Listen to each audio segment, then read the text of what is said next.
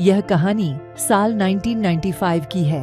एक छोटे से गांव कुसुमपुर में एक लड़का अमित रहता था।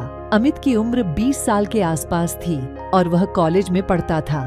एक रात अमित को अपने दोस्त की शादी में शामिल होने के लिए पास के शहर जाना पड़ा। शादी देर रात तक चली और अमित को घर लौटने में देर हो गई। उसके दोस्त ने उसे रात रुकने के लिए कहा, लेकिन अमित ने सोचा कि वह सुबह जल्दी उठकर कॉलेज नहीं जा पाएगा, इसलिए उसने रात में ही घर लौटने का निर्णय लिया। अमित ने अपनी बाइक उठाई और गांव की ओर निकल पड़ा। रास्ता घना जंगल से होकर गुजरता था और रात के अंधेरे में वह और भी डरावना लग रहा था। अमित ने हिम्मत से बाइक चलाई और रास्ते में आने वाले हर मोड़ को पार करता गया। रात के करीब 2 बजे जब अमित जंगल के बीचों बीच था, तभी उसकी बाइक अचानक बंद हो गई। अमित ने कई बार कोशिश की, लेकिन बाइक स्टार्ट नहीं हुई। उसे यह सब बहुत अजीब लगा, लेकिन उसने हिम्मत नहीं हारी।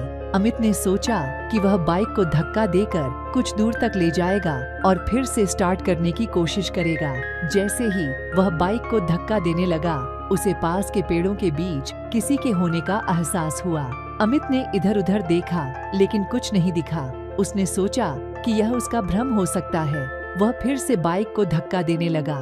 तभी उसे एक लड़की की आवाज सुनाई दी, क्या तुम मेरी मदद कर सकते हो? अमित ने चौंक कर देखा। उसने देखा कि एक सफेद साड़ी पहने एक लड़की वहाँ खड़ी थी। उसकी आंखों में डर और उदासी झलक रही थी। अमित ने पूछा, तुम यहाँ इस समय क्या कर रही हो? लड़की ने कहा, मैं रास्ता भटक गई हूँ, क्या आप मुझे गांव तक छोड़ सकते हैं? अमित ने सोचा कि इस सुनसान जंगल में एक लड़की का होना बहुत ही अजीब है, लेकिन उसने उसकी मदद करने का निर्णय लिया। अमित ने लड़की को बाइक पर बैठने का इशारा किया और खुद बाइक को धक्का देने लगा। थोड़ी दूर चलने के बाद बाइक अचानक से स्टार्ट हो गई। अमित ने राहत की सांस ली और दोनों गांव की ओर चल पड़े।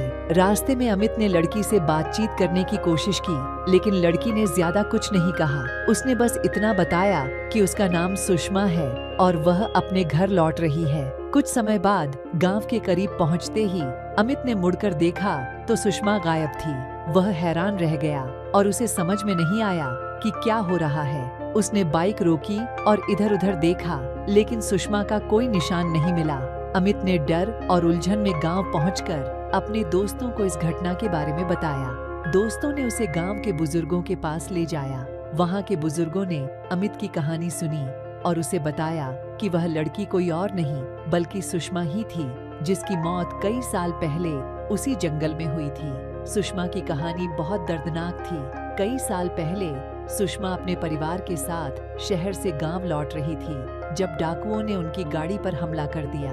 उस हमले में सुषमा और उसके परिवार की मौत हो गई थी। बुजुर्गों ने बताया कि सुषमा की आत्मा आज भी उस जंगल में भटक रही है, क्योंकि उसे न्याय नहीं मिला था। अमित ने यह सब सुना और उसे सुषमा की आत्मा की शांति के लिए कुछ करने का निर्णय लिया। अगले दिन अमित अपने दोस्तों और गांव के लोगों के साथ जंगल में गया। उन्होंने सुषमा और उसके परिवार की आत्मा की शांति के लिए पूजा की और वहां एक स्मारक बनाया। पूजा के बाद अमित ने खुद को हल्का महसूस किया। उसे लगा कि उसने सुषमा की आत्मा की शांति के लिए कुछ किया है। गांव के लोगों ने भी उसकी बहादुरी की तारीफ की और उसे सम्मानित किया। इस घटना के बाद उस जंगल से गुजरने वाले लोगों ने कभी किसी आत्मा को नहीं देखा। गांव के लोगों का मानना था कि सुषमा की आत्मा को अब शांति मिल गई है और वह अपने परिवार के साथ स्वर्ग में है।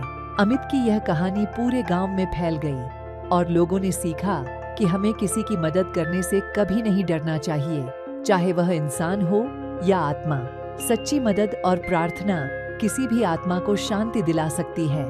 इस सच्ची घटना से यह सीखने को मिलता है कि जब हम दूसरों की मदद के लिए अपने डर को पीछे छोड़ते हैं, तो हम किसी की आत्मा को भी शांति दे सकते हैं। अमित की बहादुरी और सुषमा की आत्मा की मुक्ति की यह कहानी आज भी लोगों को प्रेरित करती है। हमारे चैनल को लाइक, सब्सक्राइब और कमेंट करें और ऐसे रोमांचक वीडियो के लिए हमारे चैनल पर बने रहें।